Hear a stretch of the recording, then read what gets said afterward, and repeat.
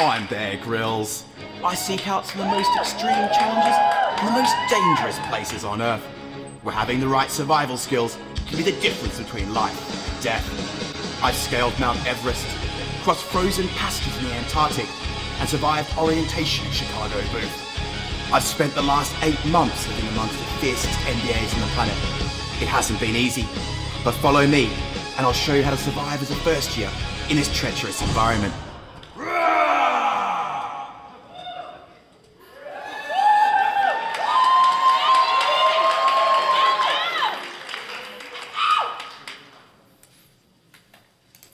I'm Bear Grylls, and today I'm at Chicago Booth, one of the most competitive and dangerous business schools in the world. Here, the presence of alpha males is higher than in most populations. In fact, even the females are alpha males.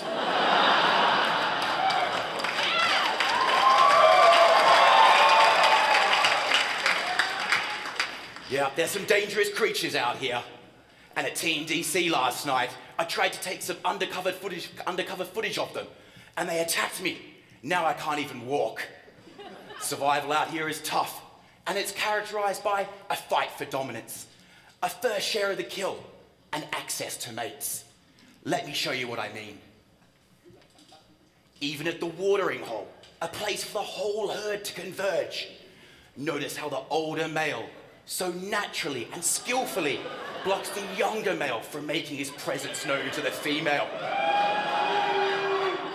If you're a first-year guy out here and you want to make sure your seed's passed on, you've got to close the deal quickly. Given their position in the herd, the younger, hungrier students are taught by instinct to eat all the food they can whenever there's a fresh kill. If you want to survive to second year, you've got to get nutrients, and you've got to do cunning moves like this first-year female.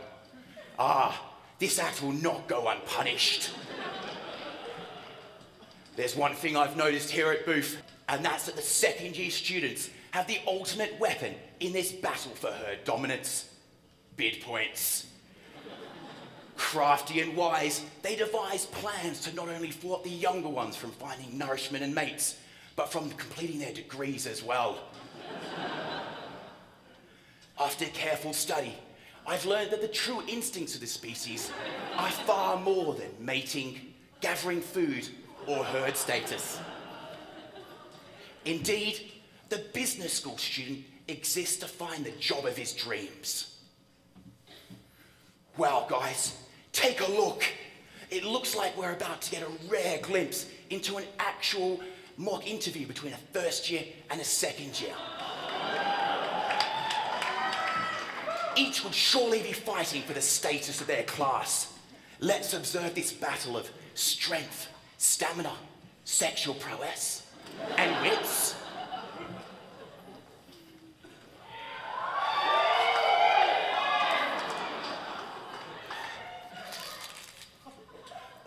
The first year's already in a deathly trap.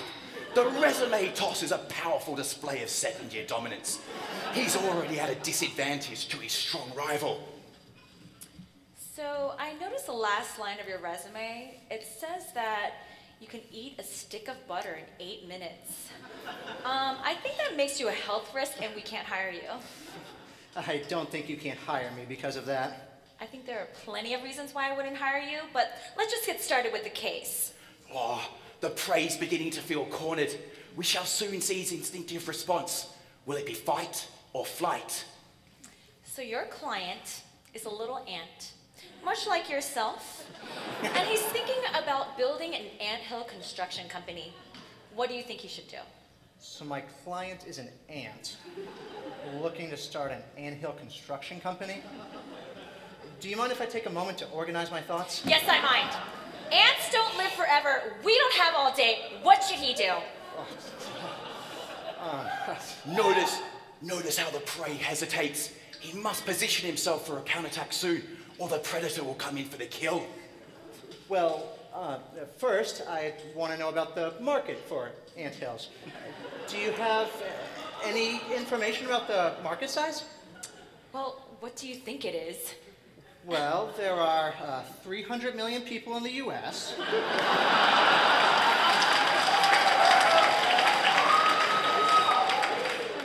And I'll assume 1,000 ants per person.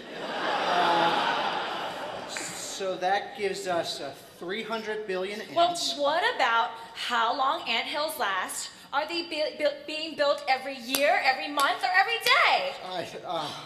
I don't know. Oh, the first year's under immense pressure. Let's see what he does next. I imagine they get washed away in the rain, and little boys may stomp on them every now and then. On average, a colony probably needs to build 2 a year. Do we have any information about the market value of an anthill? 100 breadcrumbs or 10 pieces of chocolate. What about costs? It's mostly dirt, which I imagine is free. What else? I don't think that there is anything else. What about labor costs? Ants don't work for free. Right, labor. Well... Never mind. We don't have time, and you haven't even thought about capacity constraints or how the ant can leverage its current resources. Our client's going to be here in 30 seconds. What are your recommendations? Oh, this test of dominance has not gone well for the youngster. Cornered. It is likely he'll face defeat. Well, my recommendation is that you stop busting my balls like an obnoxious she-devil.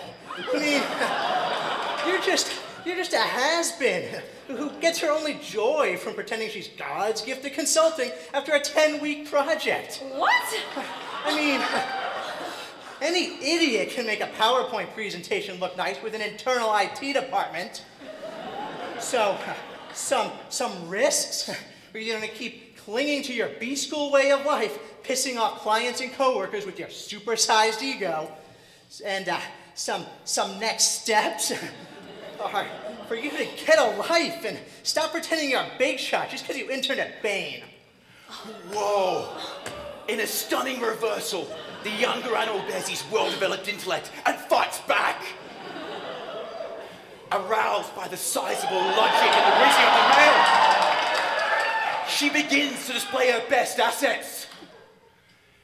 His attention is captured, and he responds with his own display of masculinity. In this wildest of kingdoms, the harshest of environments, the world is ever unpredictable. Hunter becomes hunted, predator prey, confrontation into copulation. Indeed, this is a vicious, harrowing, but beautiful circle of life.